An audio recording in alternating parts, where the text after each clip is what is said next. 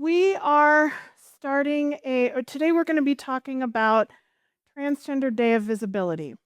And so I have Ty and Ray here we're going to have a conversation. And we have the opportunity for you all to ask questions that you might have. So for those of you who are here in person, you have questions about trans, non-binary, gender, non-conforming, anything, you can write it down. And Michael has some sheets of paper. And so if you have a question, you can raise your hand, and Michael will bring the sheet of paper around and then help bring the questions up to me if you have them once you've written them out. For those of you joining us online, I put it in the chat already, but you can ask your question in the chat on Facebook. I am not in the chat. We don't have a chat on YouTube. Or you can send me an email, pastor@ppmcc.org. So, one thing I wanted to do, are you okay being on the live stream? If you want to scooch over just a little bit, then they can see you, but Ty's going to be hidden. Ty can't be seen online, but Ray can. Okay, that's great. So I wanted to start off with this passage from the book of Isaiah. And people wonder if the Bible ever talks about trans folks. And it's not a one-to-one comparison, but it does talk in Isaiah about eunuchs. And that's not, let's be clear, eunuch is not the same thing as a person who is trans or gender nonconforming. However, a eunuch is someone whose sexuality is different than cisgender. Let's just put it that way. And so we point to this passage to say that those of different gender identities, different sexualities, are also welcome. And so this is from Isaiah 56. The end of verse 3. Do not let the eunuch say, I am just a dry tree.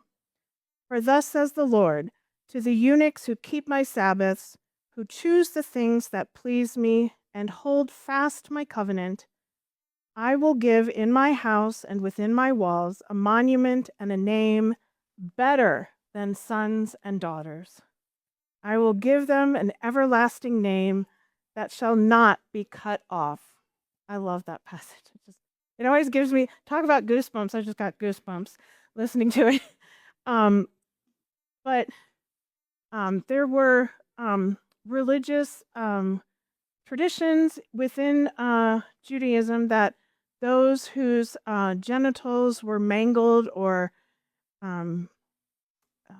crushed or anything like that, they were not allowed to worship in the temple. They were not allowed to participate in some religious rituals. And so this passage from Isaiah made room for those who had experienced accidents or who had been made eunuchs by adults in their lives with no consent of their own as children. And so this is a passage that I point to when we look at, how do we welcome those of different gender identities within our faith community? And I think this is a really lovely and beautiful one. I will give them a name better than sons and daughters. I will give them an everlasting name that shall not be cut off. So today, as we look at Transgender Day of Visibility, we are delighting in our trans siblings. Right now, there is so much fear, there's hate, there is uncertainty on the part of people who are in our trans community. And today, I wanted to set aside those things and just delight in who you are. So we are going to have some conversations. And if you have a question and you've written it down, just raise it and Michael will pick it up and he'll bring it to me. I'll take it. And then I will also keep up with, hopefully, I promised them I would keep up with this, Ray and Ty, And I said, just watch and see if I can do two things at once. Okay. So if those of you who are online have questions, you can post it in the chat on Facebook, or again, email it to me at pastor@ppmcc.org. Thank you. Okay. So first of all, so last year we had a session on Trans Day of Visibility where you and Athena came up and we talked about things. What let's just start there. What kind of impact has that had for y'all?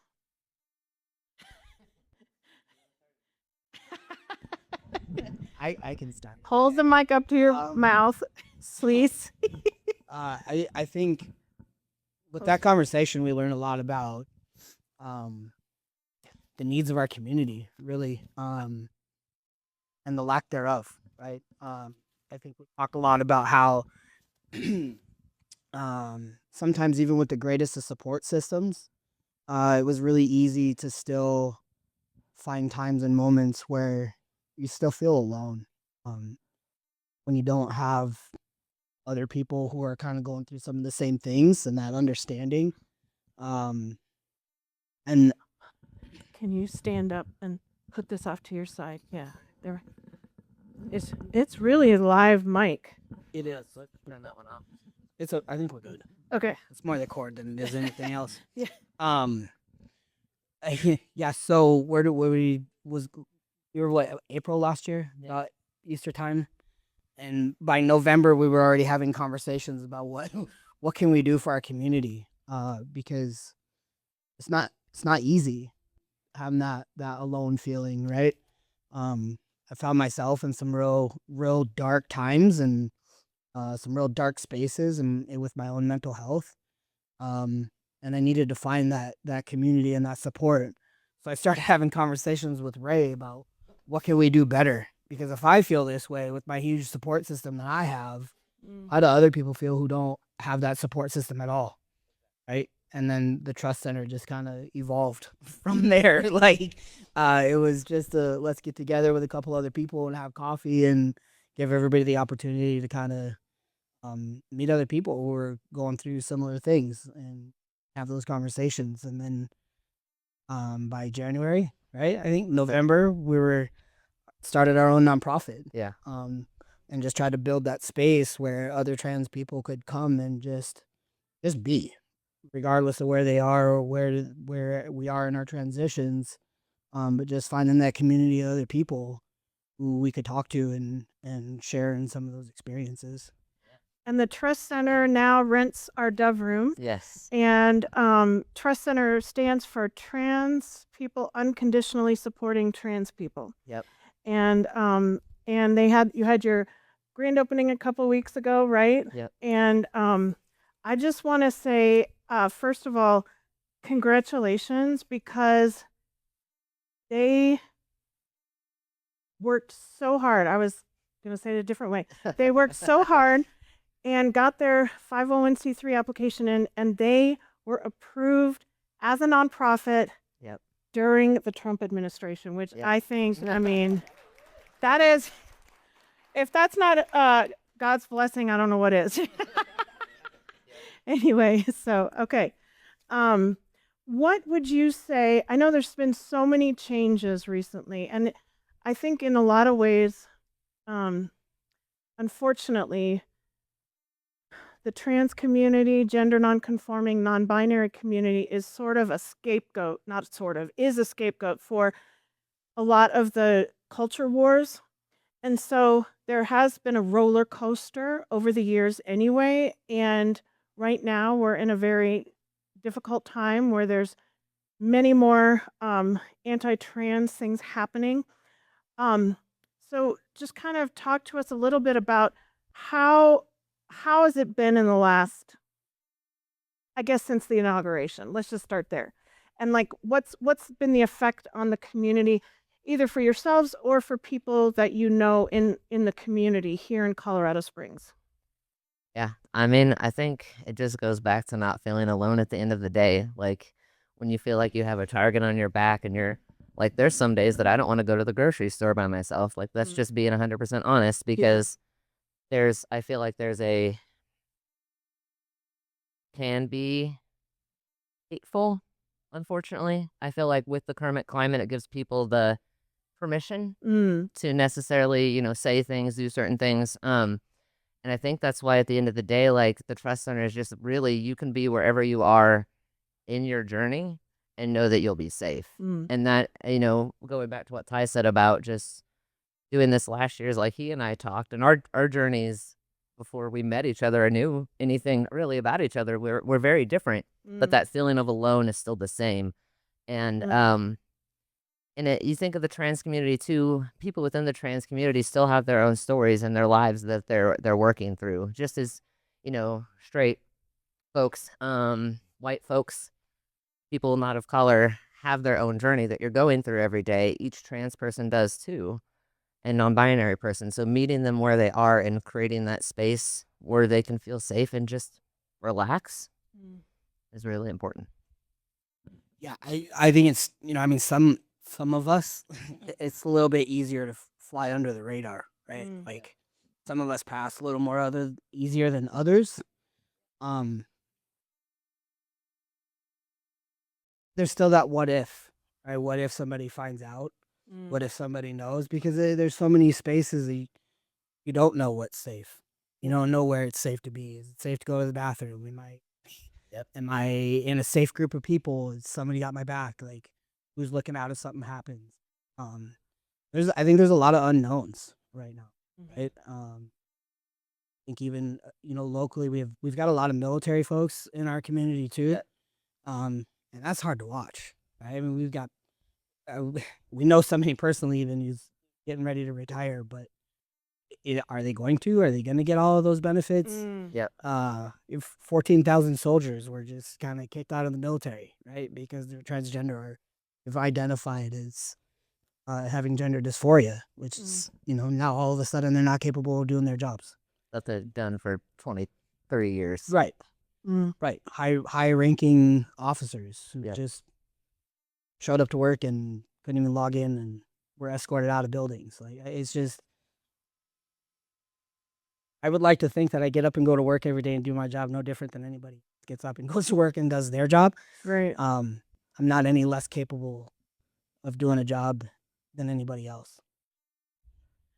Now I understand that there is a lawsuit that has now blocked that with the military, but I'm not sure that anything's changed. Is that right? Have you seen any change? I mean, a lot of them are still out on leave. Okay.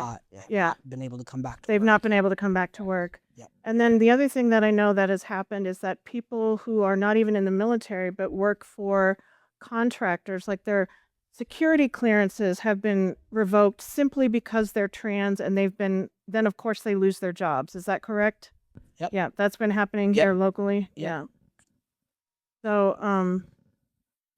So yeah, there's some of those things that are really, these national things and laws are really having an effect on people locally. Yeah. And I think a lot of it goes to like anything diversity, equity, and inclusion, like anything DEI as well, that, doesn't make someone in the trans community or the queer community, if companies aren't having those protections in place, right? Non-discriminatory protections, that's really hard for people. They've been in jobs for 20 years and, oh, sorry, by the way. So that's something to keep in mind too, that's, it's affecting people in a lot of different ways, unfortunately. And okay, I'm not going to say what I was going to say. I think I also misspoke. I said law, and it's not a law. They are executive orders, which are not the same thing as a law. So I wanted to be more precise about my language. What is one thing that each of you would like people to know, just from your own experience as a trans person and navigating life and figuring out who you are? What is one thing that you would like people to know this morning? Can we just be kind to each other? I mean, does it really matter if somebody's transgender or cisgender or wherever they identify? Can we? Yeah. Yep. just be nice to each other. I just don't think that should even matter or come into play. I mean, we just Yeah. need to be kind. Period. And I'd say like giving yourselves grace for where you're at in your journey as well. Like there's no comparisons, there's no I'm here and you're here. Like always just knowing that you're exactly where you're supposed to be along your journey and that there's people around you that care. Mm.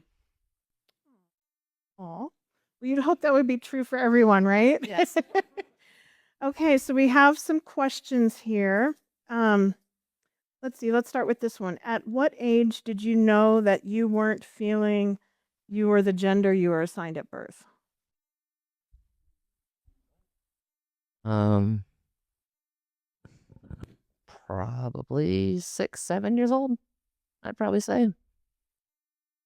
Okay, so 6 or 7. 6 or 7 Yeah. for me.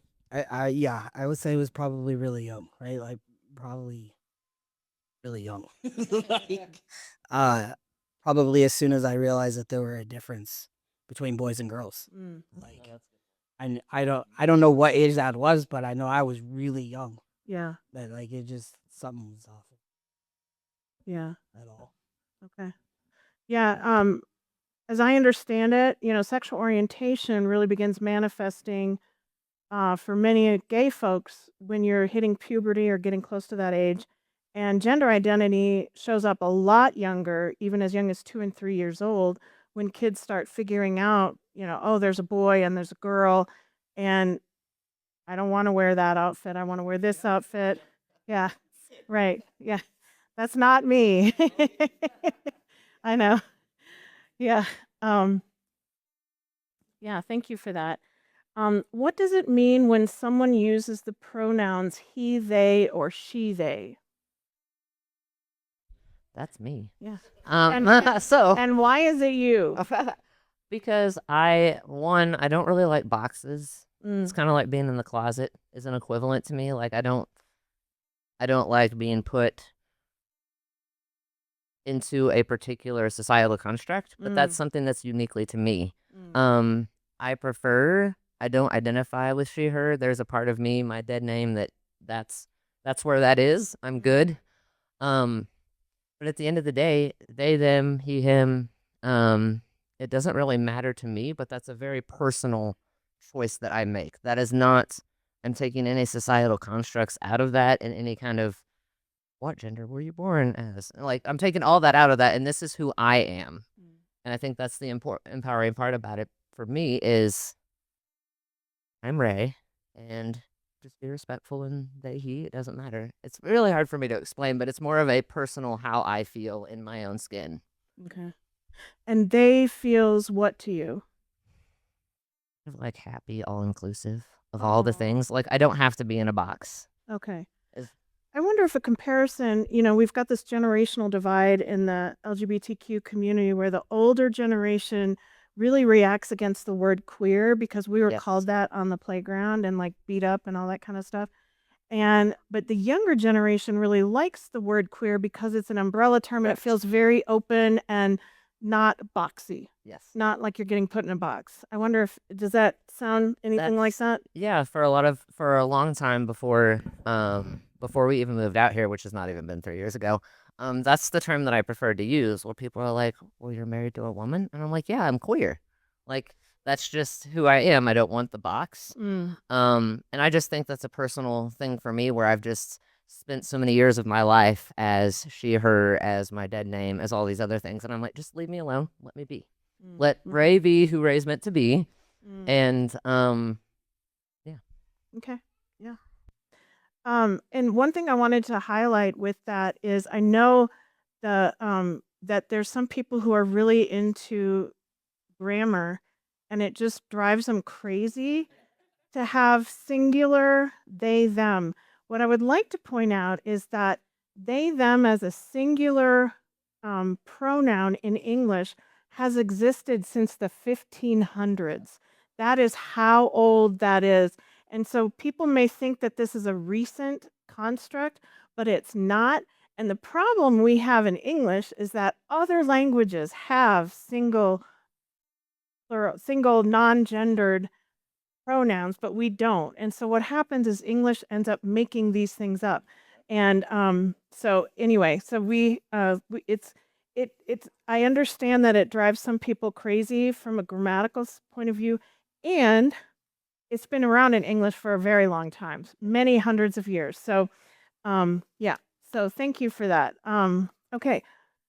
Um, is there any aspect of your life you feel you have missed out on after going through your transformation?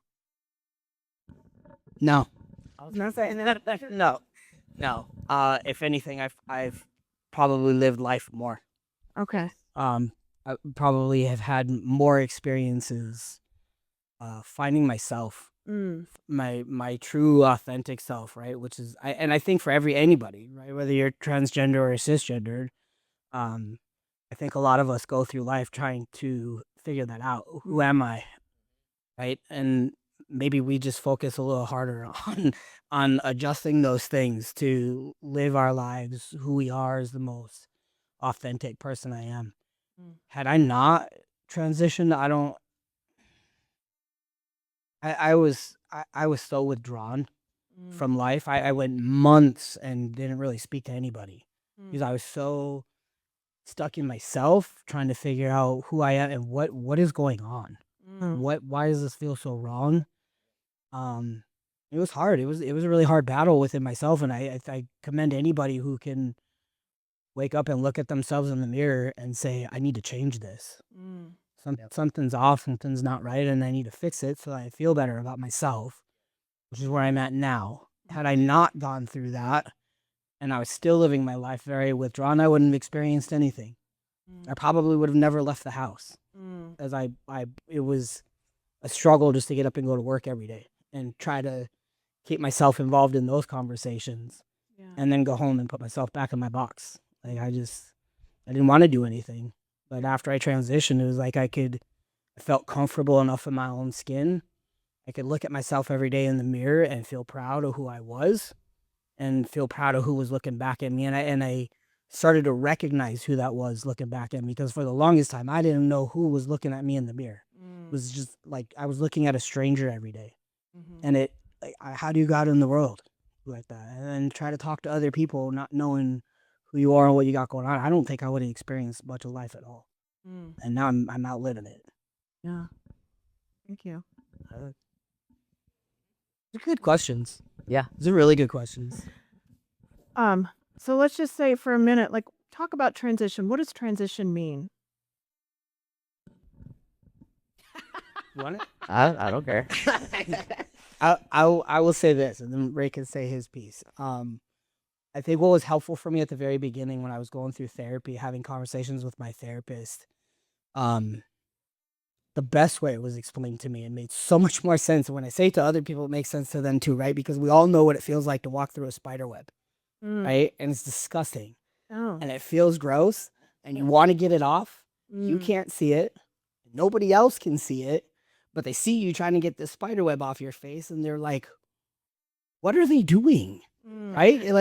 It just looks weird. But then when you get it off, it just feels so much better. Right? Yeah. Transitioning is very, very similar.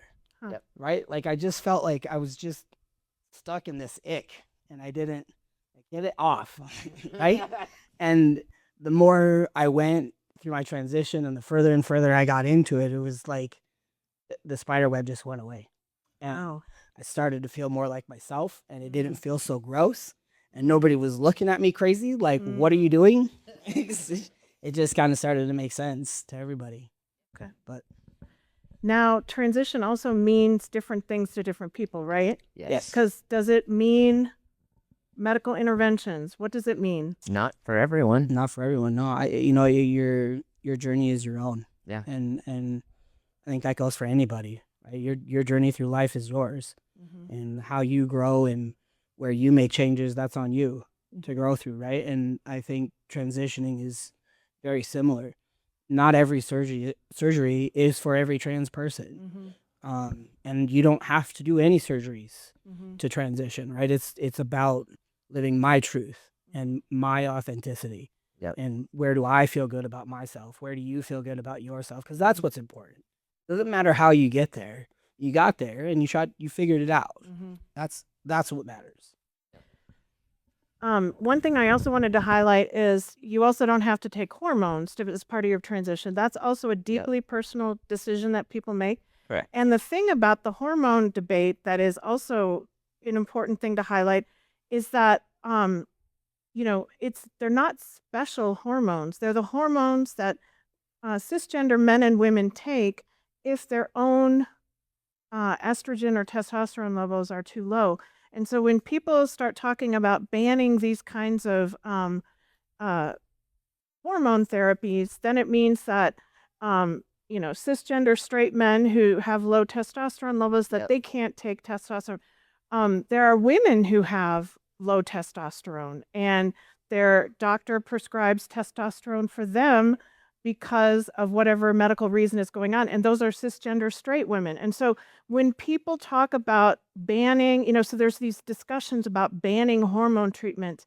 It's like, well, it's not just trans people who choose to start that treatment who are taking those that there are people all across the heterosexual cisgender folks who take testosterone or estrogen for various things that are going on in their bodies, and that's something that's a decision that's made with their doctors. So it's not a different kind of hormone treatment or anything special. It's the same estrogen and and testosterone treatment that everybody's bodies have. We just produce them in different amounts. Correct. So, Yep. okay. Here's the let's see. How did your families learn to understand your change?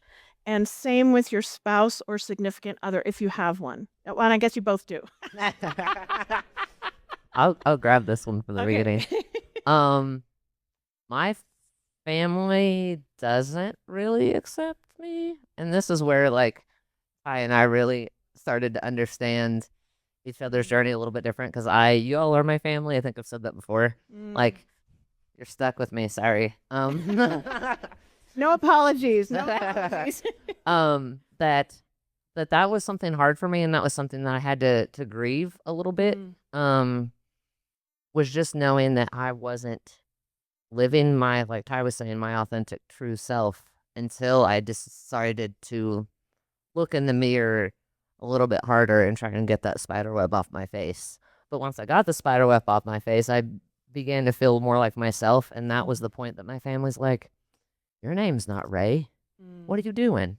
And that was really, really hard for me. So that's something that I've, just had to pray about and think about, and therapy helped a lot.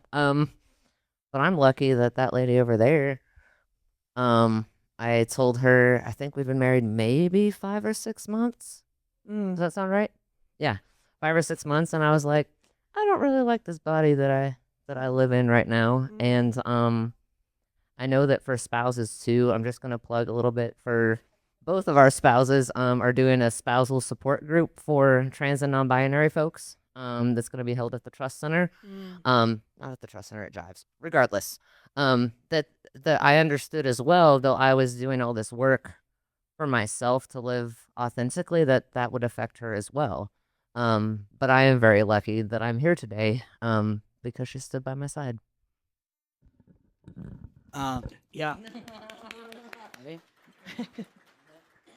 It's not always easy. I'm pretty sure my wife wanted to kill me a couple of times, but we made it. We've been doing this a while. So. As nothing better than going through puberty twice and being 16 all over again. that was the best part. Yeah, I can't imagine doing. Wow. Yeah, it was not real fun the first time. I thought I would do it again. I was like, puberty was hard the first time. I wouldn't want to go through it again. Right? No, I'm blessed, really, and this is where our stories really did differ, right? I was fortunate enough to have a lot of support. I did have to, one, get comfortable enough to say it to myself and admit it out loud. But finding that, I had to find that space within myself to feel really good about living my life because that's what was best for me and for my mental health. But I had to be ready to let those people go who weren't on board. Mm. And that was probably the hardest part. Am I ready to lose a relationship with my parents that I've always cherished, right? I mean, we've never had any bad blood between us. So it was like, I had all these really good relationships where I was like, am I really ready to cut those ties if I had to? And then that was the hardest part. But when I talked to my mom, first of all, she was very grateful because I was so scared to tell her. I was on testosterone for years before I could tell her, and she couldn't understand what was going on with my voice. So by the time I told her what was going on, she's like, well, thank God. Because I was scared. I thought something like you were sick or like, what is going on? And so she was just, one, very grateful that that's all it was. But two, to hear her tell me that she would rather have me as I am than not have me at all was gave me a lot of strength. It really did. But even before that, talking to my wife and trying to have conversations at home with my wife and my kids, I had told my wife, like, I've already done 40 years in this body, so if I got to do another 40, we'll figure it out. Like, and she said, absolutely not. Absolutely not. Like, I love you, so it doesn't matter what's going on the outside, but you deserve to feel good about you, and we're going to figure this out.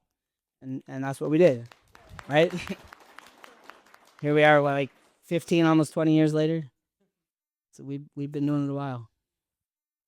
And one of the things that as I've been with people as they've journeyed through this, one of the things I always want to remind folks about is that, and it's the same for gay folks when they're coming out. It's like you're used to your journey and you've been in your own head and body and you know what it's been like. But the people around you, it's like they have to grieve who they thought you were. And it doesn't mean that they don't accept you always. Sometimes they don't. Sometimes they really don't. But sometimes you also have to have that space to grieve who you thought that person was and who you were in relationship with. And so, and that because everybody, just as you all have your journey, then your spouses and significant others also have their journey, and it's different journeys, and some relationships survive and some don't. Not everyone is able. They're like, no, I'm gay and I was with a woman, or I'm heterosexual and I'm with a man, or whatever. And not everybody can make those transitions, but y'all are really fortunate in your partners and who you picked and who you ended up with. And sometimes that's part of people's stories too, is the loss of that primary relationship, right? Yeah, no, you're 100% right. And I think we had that conversation too as I first started transitioning and coming out, was giving them the space to go through that grieving process, and the grace, right? Because it's a transition for everybody. Right? Pronouns are not always going to be right, and the names changes aren't always going to be right.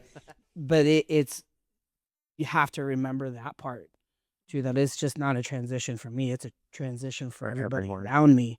And giving them that space and that grace to come into who I am and figure it out. We've not slipped much, I could say that. There's not been a whole lot. I'm from my wife or anybody in my family. Pronouns and the name have been right almost on point every time. But in those events where somebody does accidentally slip, rather than calling it out and making them feel bad about it, I have to remember that.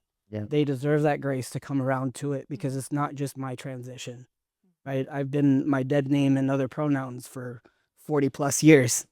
So giving them that space to figure it out and come around is crucial.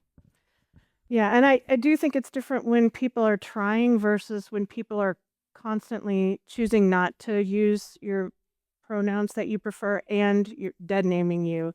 I think when people are consistently choosing not to honor who you are now, I think that's a difference when because you can, and I know it's different for everyone, but there is a difference between people who are trying and they catch themselves and they apologize, because I do it still, and I wish I'd never known your other name before you came, because right from the beginning you've been Ray, but I heard your other name once and it's like it gets stuck in my head. So anyway, I understand that process, and I know yeah, because you were someone else when you first came to this church, and so yeah, it's just, it's easier if I don't know you before your transition, and then I don't get those names stuck in my head anyway. But thank you for your grace with me over the years. So we have two more questions here.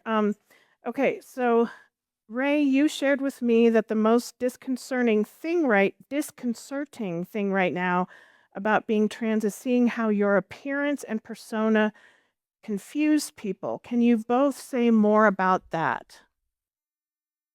Um, I talked about boxes a minute ago, and I feel like that's a big part of. I feel like myself, and sometimes it's hard to be asked like go into the restroom in a public place. That's probably one of the biggest things for me. Is like I don't. Mm. I'm comfortable wherever. I'm Ray. I'm fine. I can walk around as myself and be proud of who I am. But it's moments like that where I feel very unsafe, Mm. and that's not something that I like. I'll give an example of my job. They're really, really great. But I do have a number of people that don't understand instead of asking those questions of like, "Hey Ray, can you explain a little bit about your journey?" I'm an open book. I'll talk to you all day long about how I got here. But instead of, those side-handed comments of like, "You're going to stuff like that makes me really uncomfortable. And I think that not presenting as either male or female in a box that society has created really makes people uncomfortable sometimes, and things are said. And I think that that's honestly the biggest part of the climate that's now is that it gives people license maybe to be more hateful Mm. in your face kind of circumstance. And yeah. Yeah. I wonder if it's a little bit like people who are biracial or multiracial, where they can't, people are like, oh, well, you aren't black, you're not white, you're not Latinx or whatever. And it's like I hear some of those same things from people that, I can't put you in a box. I can't, figure out who you Yeah. are. And you're just confusing to me. And it just seems like we just want to have people like very much able to just describe and figure out where they fit in our whatever our place in our head or something like that. Would you? Does Yeah. that sound like a comparison that? Yes. I feel like I've lived there my whole life. Even before transitioning, it was all the color of my skin. Who are you? What are you about? And where are you from? And always And has do you been want the to say question. why that is? How do you identify? I'm Native American. I'm indigenous. But where I'm from, our roots run so deep Mm, with black people too, mm, where on my res it's if you're native you're black, and if you're black you're native, because mm, there's no where did that stop. mm. um so it's always been that Yeah. what color are you really, and where do you really belong, and what box are you supposed to be in. Like, Right. I've never fit in the box my whole life. I've And never fit in a box. and Yeah. that's where I think a lot of it is though. Just hearing you talk too is I'm walking through my life as Ray. I'm not walking through my life to make you comfortable. Mm. Thanks. Yep. Woo! Yep. Like All I said, right. maybe Well, we we just have try now. a little bit harder to live our true authentic selves, right? Like, Yep. this is who I am. You can like it or leave it alone. I don't Yep. really Don't care. care. I don't really care. Well, I feel like that right there is a mic drop moment. We could just, head home now. But anyway, thank you for that. Yeah, and it's true. I mean, and it's true for all of us in claiming who we are, really. It's really true. Thank you for that. And here's a good last question to close on. What are the best ways that non-trans people can support our trans siblings? Ooh. I think I will bring that back to community, right? And Mm. just being kind. Mm. Um, I think no matter what walk of life you've been on, what journey you've been through, we've all lived our own experiences. It doesn't matter what nationality you are, or whether you're heterosexual or not, or cisgendered or transgendered. I think we've all had our own journeys and our own paths, and I don't think that's for any one person to define, but you. Yeah. And I think giving each other grace and asking those questions too, and being respectful because, again, not maybe every member of the trans or non-binary community, maybe just say, hey, how's your journey been? I mean, it's forming that community where you feel safe, I think, is the most important thing. And you might not understand where someone's at along their journey, or just have a conversation to start building that community. Yep. I think is the best way to support. So you would rather, just want to underline this visually. You would rather people ask you questions than just kind of stumble around and kind of make assumptions. Yes, I would, I would as well. but not everyone feels that comfortable. Okay. Right? Yeah. I mean, I like Ray. I'm an open book. You can ask me whatever. Yep. And I will entertain your questions for sure. And I will let you know when something's not appropriate. Yep. But not every question is appropriate for every trans person. Thank you. Yeah. I mean, not everyone feels comfortable having these conversations. Again, it's about how to find that space to be able to admit it to myself before I could even say it out loud and have those conversations with other people. Not everybody is in the space that I'm in. Not everybody's mental health is in the space that I'm in. Right. I'm comfortable having those questions. We can talk about whatever. Yep. But not everybody feels that way. Okay. Yeah. Would you say that a place to start would be to ask people what their preferred pronouns are? Yeah. I think Okay. that's an easy way, Pronoun is, yeah. and that's a way to almost, in some ways, normalize it. Instead of we've been at multiple meetings recently where I'm like, "What's your pronoun?" and just kind of making that a part of daily life and how you speak with maybe people in general. Yeah. That shows a way that maybe, okay, they're asking about pronouns, so they actually care what mine are. That's an easy way to open the door to a conversation, and maybe let someone know that's part of the community that you might not have any idea that's part of the community, know that you're a safe person. Okay. And I just want to underscore that just a little bit. Probably 3 or 4 years ago, we started in our worship services having our worship leaders. I forget, and it's my bad, but we introduce ourselves by our pronouns, and that is one way that people who are cisgender can use our privilege. People don't generally wonder if I'm a woman or not because I will wear feminine clothes and, I wear there's markers that people figure out usually, although there have been times in my life where I've been particularly lesbian, where there have been times when I have been misgendered. Yes, there have been times. So I have a little bit longer hair now, and right now today I'm wearing makeup. So anyway, but I know that that's a freedom that I have, and that that I can do that. I can play with gender even in the midst of my sexual orientation. But one of those things that cisgender people can do that is easy for us because we have a lot of privilege because we're not being questioned when we go into the bathroom. Although sometimes that does happen with queer folks who are not trans. But anyway, so I know that there's a lot of gray areas, but one way that we can do that is by always using our pronouns when we are meeting people, because then that normalizes. People don't understand, because I've had a lot of folks in the church ask me, well, why do we do this? And it's so that it's not just our trans or gender nonconforming folks who are having to say their pronouns. It's that we're all saying it to everyone so that it's not singling them out as being weird or other or different. It's saying that this is part of who we are and this is normal and we celebrate this. And I really love the way how you point out that that really helps people know that you're a safe person too. So that's like an easy way, like even in your workplace or whatever, use some of your cisgender privilege to say, hey, every time I introduce myself, I'm going to use my pronouns, and that helps our trans and gender nonconforming siblings. And it helps take some of the heat off of them right now. I was just gonna say that. It does. It does. It takes some of the heat off. But I think too, by showing that you're a safe space and by making it a little more normal to say pronouns, you might also make it a little bit easier for that trans person stuck in that space. Is it safe for me to come out? And maybe this is the right opportunity for me to say it out loud for the first time because everybody's doing it. Why can't I? If you're providing that safe space, that space that feels safe to somebody.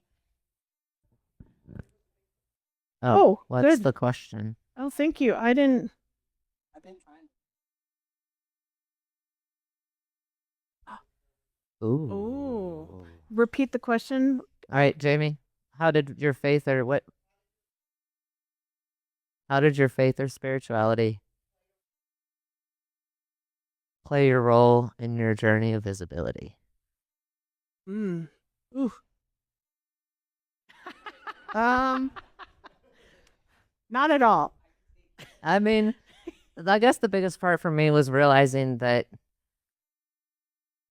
I was loved as I am, and that, all these social constructs, grew up in a Christian church, which was really Church of Christ. So it was very, yeah, it was very, had to be a certain way. And at one point, I just kind of realized, like, I am who I am, and I know that Spirit loves me exactly where I am through all the journeys that I have.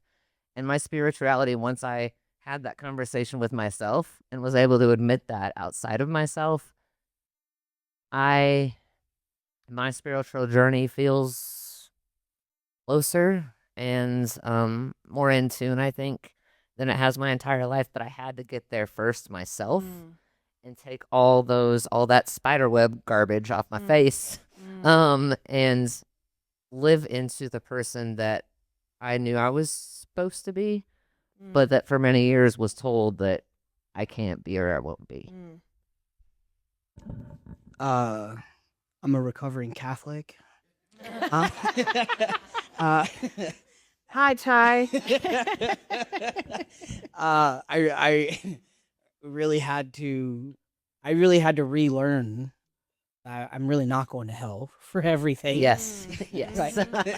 Yeah. That was the hardest part, right? Was like, I can't because I'm gonna go to hell, and I think that's why I tried so hard not to transition for so long, and I tried so hard to be what everybody else wanted and needed me to be. Because if I say this out loud and I admit it to myself, I'm going to go to hell, right? Because that's what it's been crammed down my throat my whole life. So relearning that is okay for me to be me and be myself and be happy. Then I had to question why it's not okay for me to be at church. Then why is there so much love in my heart for the Creator? And why would I be tormented with that if it wasn't okay for me to still appreciate my faith? Right? I've been grown up my whole life, like I mean, through a lot of things, right? Even through the Native culture, like it's every dance, every prayer is all about the Creator and everything that's been created around us. And I've just grown up with this huge appreciation of what was created here for us. So why would I be tormented with that if it wasn't okay for me to still carry all that faith in my heart? Yep. Wow. Another mic drop moment. Woo. Okay, well, we've been to church twice today now, at least. Okay, well, I really want to thank you both for, again, coming forward and talking about this. And I also want to underscore that, not everyone ends up reclaiming, or if they grew up in a faith, they don't end up staying in that faith, right? Because people can end up all over the place. And it's just the same way with gay and lesbian folks, bisexual folks, pansexual folks. They can't always stay in the faith that they grew up in because of the abuse or the spiritual wounding that has happened. But y'all have been able to work through that, and you've been able to find a different way of being in the church and claiming your identity. Yeah. So, well, I just want to say thank you both for doing this, and let's give them a round of applause.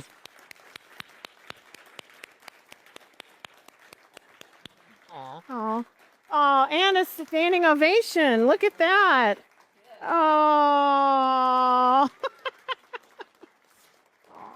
love that. Thanks, y'all. You're so. I know, right?